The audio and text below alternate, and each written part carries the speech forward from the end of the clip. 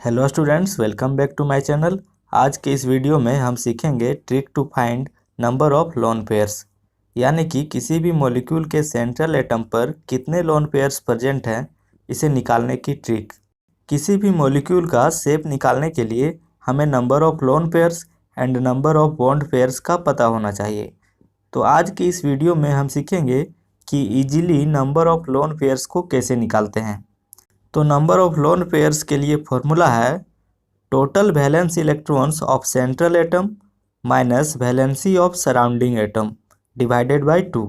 याद रखिएगा, number of lone pairs equals to total valence electrons of central atom minus valency of surrounding atom divided by 2। तो चलिए अब इस फॉर्मूले को कुछ मॉलिक्यूल्स पर अप्लाई करते हैं।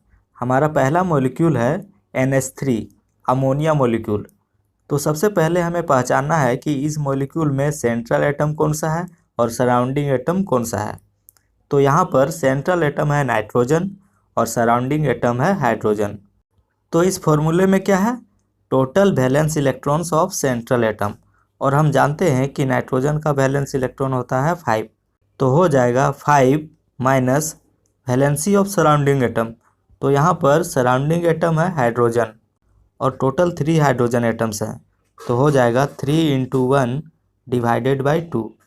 इसे सॉल्व करने पर आता है 2/2 इक्वल्स टू 1, यानी कि अमोनिया मॉलिक्यूल में 1 लोन पेयर प्रेजेंट है। यहाँ पर एक चीज़ जो आपको ध्यान में रखना है वो ये है कि आपको सेंट्रल एटम के टोटल वैलेंस इलेक्ट्रॉन्स को लेना है और सराउंडिंग एटम के लिए उसके वैलेंसी को लेना है। Next example is XeO3 molecule. तो इस मॉलिक्यूल में सेंट्रल एटम है जेनॉन और सराउंडिंग एटम है ऑक्सीजन। तो इस फॉर्मूले में क्या है, total valence electrons of central atom, और हम जानते हैं कि जेनॉन का वैलेंस इलेक्ट्रॉन होता है 8। तो हो जाएगा 8 minus valency of surrounding atom.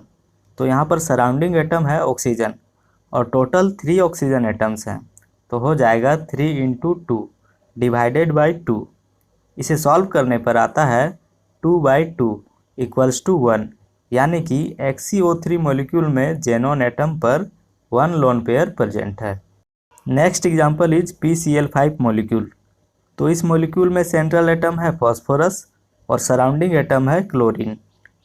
तो इस फॉर्मूले में सबसे पहले total valence electrons of central atom है, और हम जानते हैं कि फॉस्फोरस का वैलेंस इलेक्ट्रॉन होता है 5।